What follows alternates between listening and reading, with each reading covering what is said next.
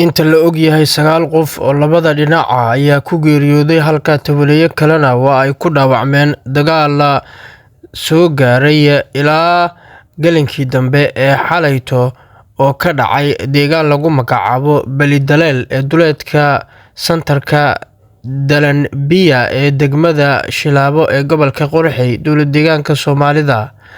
Dagaalkan oo daba socda dilal ka dhacay maalmihii ugu dambeeyay deegaankaas ayaa waxaa ka jira gurmadyo xoogan oo ay kala helayaan dhinacyada dagaalamaya.